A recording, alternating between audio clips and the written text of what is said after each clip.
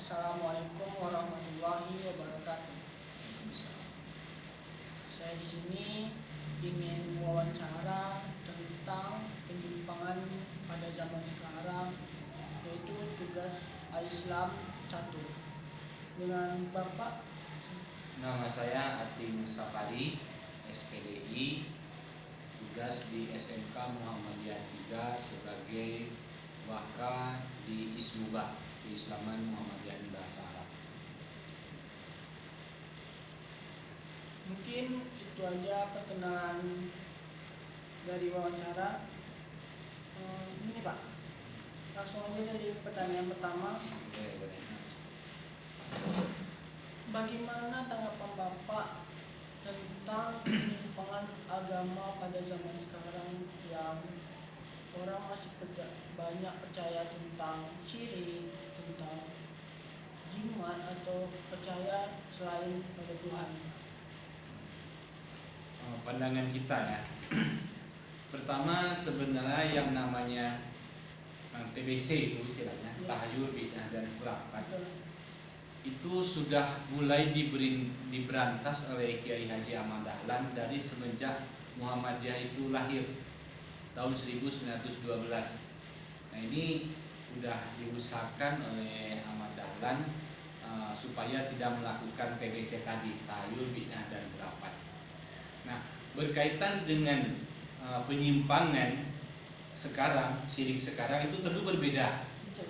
Kalau dulu memang tidak ada teknologi macam sekarang. Mereka syiriknya itu memohon kepada Allah di masjid, tapi dia memohon juga kepada kuburan, kepada pohon-pohon besar, atau kepada orang-orang pintar dulu. Ya kan, bentuk syiriknya macam itu. Ya kan? Pendukung gitu ya Pak? Ya, ke dukun. Ya kan, itu kebanyakan dulu. Kalau sekarang mungkin ada, tapi frekuensinya tidak sebanyak tempo dulu, karena sekarang dengan bagusnya teknologi. Nah, penyimpangan syirik sekarang, itu yang menjadi pertanyaan sekarang kan itu. Nah, sekarang ini bentuk syiriknya berbeda. Salah satu contoh yang sangat dirasakan oleh kita adalah HP ini. HP ini bisa syirik kita, karena pertama adalah kadang-kadang kita percaya dengan informasi yang hoax, yang tidak benar. Itu kadang-kadang kita karena terus-terusan bahwa HP ini dijadikan sumber segalanya, kadang-kadang yang kabar tidak benar pun rasanya benar.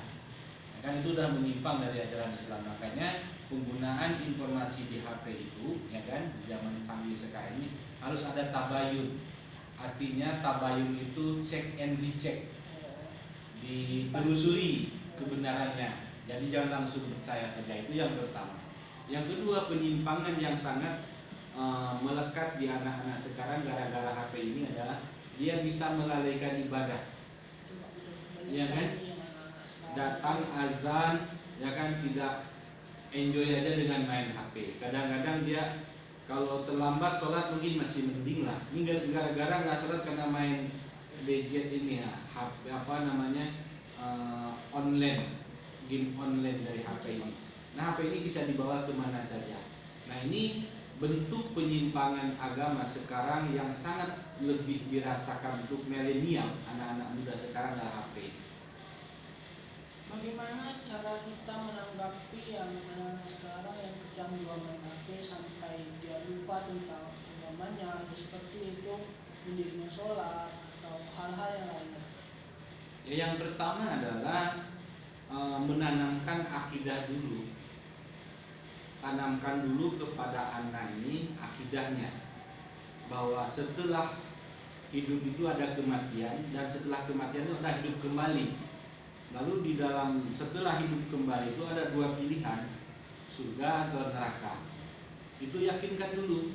Kalau sudah yakin, ya kan. Nah, bagaimana caranya? Ya tentu dia macam HP inilah. Kita memang tidak bisa menghindar dari HP ini kan. Tidak bisa menghindar karena sudah booming di mana-mana. Tapi HP ini juga bisa bermanfaat kalau kita bisa memanfaatkannya. Contoh, kita tidak bisa bacaan sholat, kita tinggal di HP dicari. Dapat tuh. Ya kan, kita mau mendengarkan ngaji, tinggal di HP dicari. Bisa. Jadi bagaimana sekarang supaya anak itu bisa memanfaatkan teknologi ini untuk kepentingan akhirat? Itu aja yang penting. Jangan HP ini justru melalaikan kepada akhirat. Pertama ya tadi akidahnya, ya kan, kemudian terus diingatkan oleh semuanya, ya kan, terutama orang tua, ya kan, guru, mengingatkan bahwa HP ini akan bermanfaat untuk di dunia dan akhirat apabila kita bisa memanfaatkan HP ini untuk itu. Dan banyak juga HP ini akan menjerumuskan kita ke neraka kalau HP ini justru akan menghambat kita untuk beribadah kepada Allah. Bagaimana pengertian syirik menurut Bapak sendiri? Ya, pengertian syirik itu menyekutukan Allah. Menduakan ya? Ya, menyekutukan Allah, menduakan hati, ya kan, beribadah kepada Allah, juga percaya juga kepada selain Allah seperti kepada jimat, kepada yang disebut dengan animisme, dinamisme, percaya kepada ruh, percaya kepada benda-benda, ya kan. Cuma bentuk syirik yang sekarang ya ini HP lah. Kalau HP tidak bisa dimanfaatkan dengan sebaik-baiknya untuk kepentingan akhirat, itu bisa syirik, ya, karena melalaikan ibadah. Tapi mengapa Pak?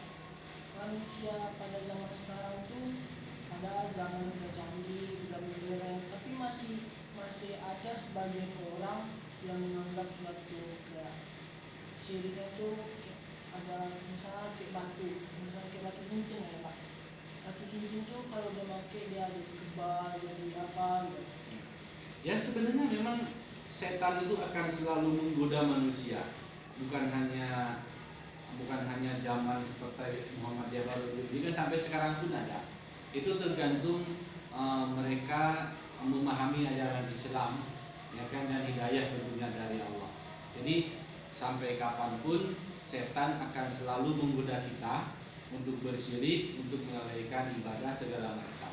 Jadi walaupun di zaman modern sekarang, ya kan, syirik itu tetap, ya, cuma bentuk syiriknya kemungkinan berbeda dengan yang lama, ya kan, seperti yang disadarkan tadi, HP bisa jadi syirik kalau kita memang HP itu tidak dimanfaatkan dengan baiknya.